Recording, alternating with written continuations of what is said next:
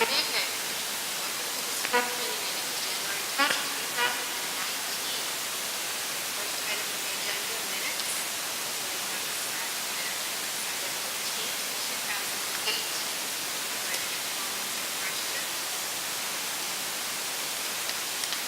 Okay, then I'm going to make a motion to approve the minutes of December 15th,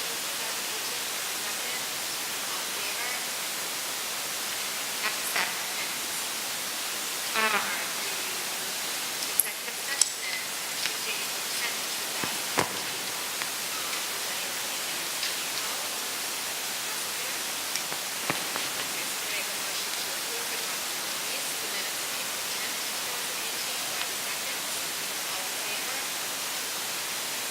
Accept minutes. The executive session minutes for Tuesday, April 10th, 2019. Does anyone need minutes to be held? Okay, so I make a motion to approve and release the minutes of April 10th, 2018. Do I have a second? All in favor? Executive session minutes of Friday, September 28th, 2018. Anyone needs to be held? All right, then I make a motion to approve and release the minutes of Friday, September 28th, 2018. Do I have a second? All in favor? Executive session minutes of Friday, October 26th, 2018. Does anyone need these to be held? I'm going to make a motion to approve and release the minutes of October 26th, 2018. Do I have a second? All in favor? Finally, the executive session minutes of Friday, November 30th, 2018. Does anyone need these to be held? I'm going to make a motion to approve and release the minutes of Friday, November 30th, 2018. Do I have a second? All in favor? Thank you. Payments to go around. Approval of out-of-state trips. Dr. DeBrow. Thank you. We have two requests this evening. The first is Monique Montero from the Iron Tigers. She's representing the team and asking for permission for the Iron Tigers robotics team to attend an out-of-state robotics competition at the University of Rhode Island on March 22nd to 24th. She's, thank you, Bryant.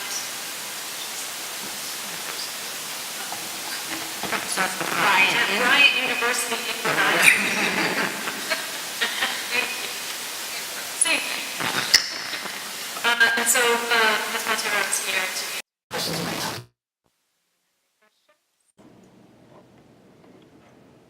now. Okay, I'll take a motion to approve. So moved. Second? All in favor? Yay! Good luck. Now we put our team to be quiet. The second is the Oliver Ames wrestling team. Conchase, the coach, is not here, but you do have the information in your packet if you have any questions. They requested permission to attend an out-of-state wrestling tournament in Cumberland, Rhode Island on January 12th. 2 days. Anyone have any comments or questions? Okay. I'll take a motion to approve. So moved. Second? Made the motion. All in favor? I keep changing the one second. I know, right? Approval of foreign travel. Dr. Cabral? Okay, so just a little further than Rhode Island.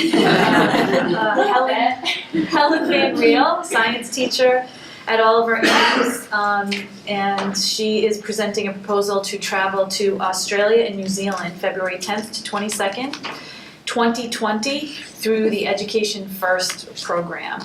She's joined by her department chair, but you're presenting? Yeah, Helen? Okay, so Helen Van Riel is presenting, and if you have any questions, she always does a great job, of course. Well, thanks for having us. And yeah, absolutely on behalf of Maria and Michelle, you know our faces now that we've been running tours. This potential tour will be our 5th. In just about a month, we're traveling to South Africa. And so I'm really excited to propose this next trip to you to Australia and New Zealand. So it would be February break 2020, which is also crazy to say. So we're going to be traveling with Education First, as we have with all of our tours. And so what we're really excited about this trip is the variety of cultures as well as ecosystems. You know, our tours are always science focused, and that's what we love, but I think especially with this new tour, I mean, looking at the variety of people and the diversity of people is going to be really unique on this trip. So especially with the 2 different countries that we get to visit. So we are going to look at the connection between land, ocean, and culture, and we're going to Auckland, New Zealand, and then we're going to Sydney and Cairns in Australia. So potentially, if you approve the tour, highlights would be visiting a city called Rotorua in New Zealand, and that's where we can actually visit a Maori village and get to learn their culture. In Sydney, we of course get to look at the vibrant harbor and everything that they've built up around that harbor, which just seems, absolutely amazing, and of course culminating at the Great Barrier Reef. And these, as a science department and science teachers, we just can't wait to hopefully take our students there and look at this ecosystem, all of the species of coral and fish, and actually get to snorkel in this part of the world that we've only read about up until this point. So we're really excited about the connections that we see with the STEM curriculum, the NGSS, and of course the OA mission statement. We can't think of a better place to encourage kids to become critical thinkers, go outside their comfort zone, embrace their curiosity, get to know people who are absolutely nothing like them, and grew up on the opposite side of the world. So right now we're presenting to this the trip to students who are currently in grades 9 through 11, and the cost is paid for by the students and their families. Education First is wonderful in setting up ideas and opportunities for students to fundraise, so to make it more of an option for students that might right off the bat at first not know that it's an option for them. And we've gotten better adept to it, providing ideas for fundraising. It is on the family and the student, but over time, we realize that students that do opt for this and really put together much of the way for getting them on this trip, they even get more out of it than they even expected, because they were the ones that made it possible. So we're trying to make it more equitable and provide options for all students to attend if they'd like. And so the trip will take place during February break. The window of time that I gave is, there's some flexibility there, so maybe we're leaving a little bit closer to February break.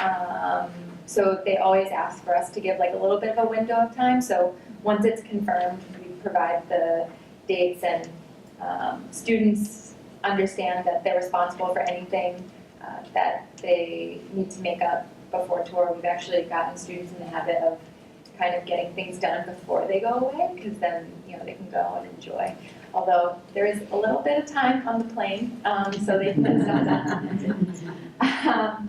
So we're just, I know that Dr. Cabral has traveled with Education First too. Just in our experience, we are so thrilled with the itinerary that they put together for every trip we've been on so far. There's such a great balance of obviously enjoying ourselves every single step of the way, but that there's really an educational component too. And they learn so much about themselves and about where they are. And that's the kind of cool part. You go to learn about everyone else, and then you realize that you've learned so much about who you are. And we're so excited whether students want to pursue science as a career or they're not sure yet. It's a great way to find out about that. And so I'd love to answer any questions that you have for me, and hope that you approve this next opportunity. Questions, comments? So I have a question, and it's not really related to this trip, and I've looked at these forms not a million, but on more than one occasion. And it just occurred to me now when I looked at this, that one of the pieces that you look at is you talk about students being in good academic standing. And this occurred to me because I was having a conversation with someone the other day about how at OA, and I think through the district, we really try hard to keep students connected to co-curricular activities, recognizing that for a lot of students, that's what keeps them engaged in school, is that co-curricular. So I wonder what kind of flexibility you have around this, if perhaps you have a student who maybe not meeting expectations academically in a more traditional way, but expressed an interest in this and an interest that was real and sincere, and you got a sense from that conversation that this was gonna help keep a kid connected. Is it a hard and fast rule about the academic standing, or is there some flexibility around that? So, in our experience, it's different from sports Right, teams co-curricular, and clubs that, we have an obligation list that comes out every term, and so you know that a certain student can't participate. We kind of just took it on for ourselves because there isn't, a rule that's laid out before us that a student couldn't attend, because there are kind of tricky things with working with Education First or any other trip that goes, because there is kind of this third party that the families and students have paid money, to go on this tour. So, it's kind of for us to uphold the students to it not being an issue, right? Like being proactive so that when the tour comes, there's not anything that's over there that would mean that it would not be a great situation for them to travel with us. So we actually did have that experience when we went to Iceland in the months leading up. We would check in on how they're doing grade-wise and in their courses, the science department talking to their teachers and trying to be proactive.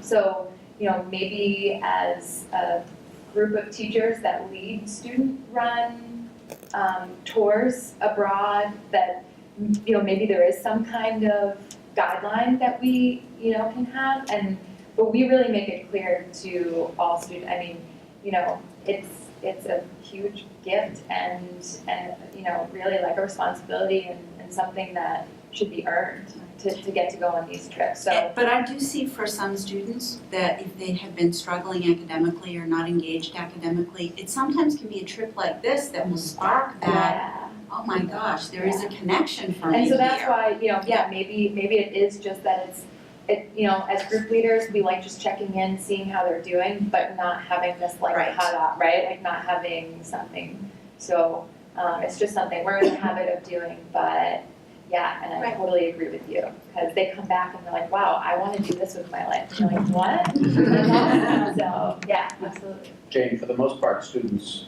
who may have an interest in this as it's presented to them wouldn't have an idea about the academic standing. Right. And if they expressed an interest, we've had students who've had a host of academic and social emotional issues that put themselves in an academic peril prior to a trip, but at the same time, the trip was something that they had been looking forward to.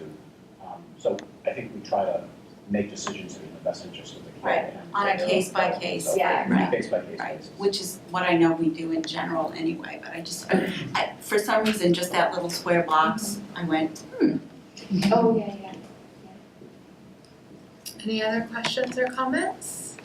I want to go, so Don't we all? there's actually an entertaining Netflix series called Wanted, I think. And it's about a couple of, it's kind of crazy, a couple of women on the run for, because they're falsely accused of all sorts of crimes. But they're in Australia and New Zealand. And there's a lot of, about sort of the landscape and the culture. So you might want to look into it. I think it's probably PG-13, not sure. Anyway, but it sounds absolutely wonderful. And again, I'm just so grateful to teachers like you that take it upon yourselves to provide these opportunities for our kids. It's just wonderful. It's a Thank you. tremendous responsibility, Yeah. a lot of extra work, and it's a lot of work when you're there as well. And of course, she's with Maria Annunziato and Michelle Maurer, who have participated in these as well. And yes, we're very appreciative for the opportunity, because as you know, it can be life-changing for kids. The accents are the best. Would somebody like to make a motion? I'd like to move to approve this wonderful opportunity for students to go to Australia and New Zealand in the February vacation period in general of 2020. Second? second? All in favor? Thank you. Thank you. We can't wait to come back and tell you about something. Yeah. All right, so I'm going to make a motion to move number 6 Vote to accept anonymous donation to EMS to the next item. Do I have a second? Second. All in favor? And Dr. Thrall? So we have